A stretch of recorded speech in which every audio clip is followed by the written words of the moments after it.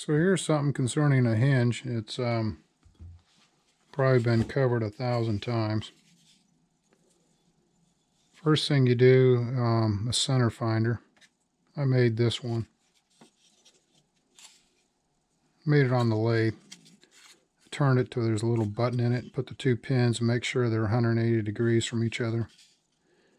And then when you put it on the piece of wood, you turn it before the pin bottom's out, and you can scribe. And it'll put a scribe line. There's another one I had. I couldn't find it earlier, so I made that one. This is called Goldberg, I think. This is a little plastic one. It works on the same principle. So I marked where my hinges are going to go with this little dot. And then I center the little cutter here and raise it up, and then I make sure it's still centered here. And then you just walk this thing back and forth, and eventually it just pokes a hole through your trailing edge. And then this is a modified X-Acto knife. I just took the number 11 blade and I took a Dremel cutoff wheel and made a hook on it. And then if you have any extra wood in there you need to dig out, you can dig it out with this hook.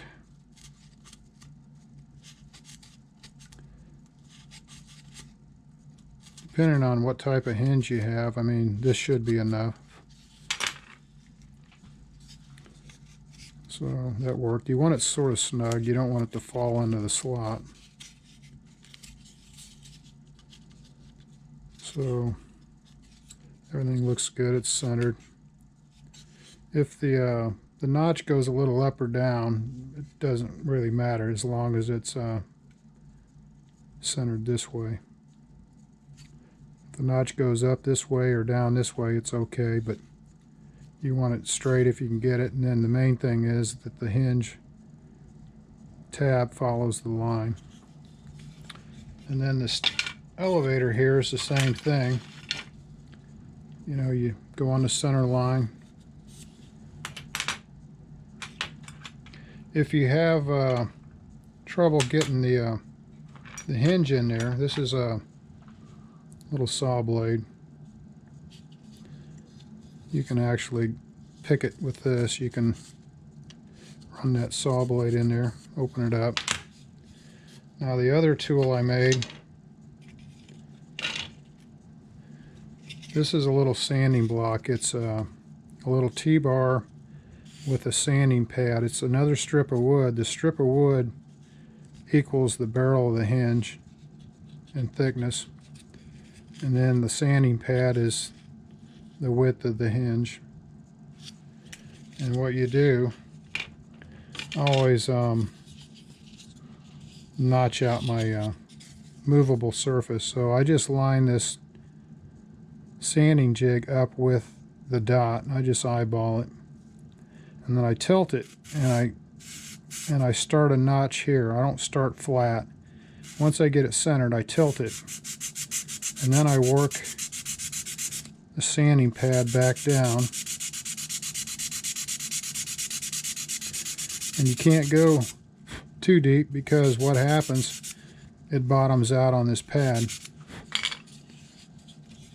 So that little notch allows you to recess the hinge barrel. And this isn't my idea. This is these guys that flew control lines down or airplanes. It's not my idea, these tools. I'm just passing it along. Every once in a while somebody will ask. So now you've got a nice recess. Everything's still lined up. The other trick is, I'm not going to cover it now, but you take a little metal lid and then you put Vaseline in it and you heat it with a torch. And the Vaseline should be, when it's in that metal tin or whatever, should be about as deep as that hinge barrel. And what you'll do is you'll fan it with a propane torch and have vice grips and a vise to hold that pan out. Heat the Vaseline up till it's liquid, almost smoking. And then you dip this hinge barrel into that Vaseline, and as you do it, you pinch it. And then you pull it out and you immediately wipe it off, and then you roll it back and forth, and you can roll it the other way, dip it and pinch it to work the hinge barrel, and then wipe it off and then roll it back and forth. And believe it or not, if you get that Vaseline to wick down on that pin and you wipe it all off so it's not everywhere, when you put this hinge barrel in, preferably with epoxy, but you can actually CA these things in there and they don't lock up as long as that Vaseline's in there. But it still keeps the glue from getting in the hinge barrel. So there's a quick tip on hinge installation.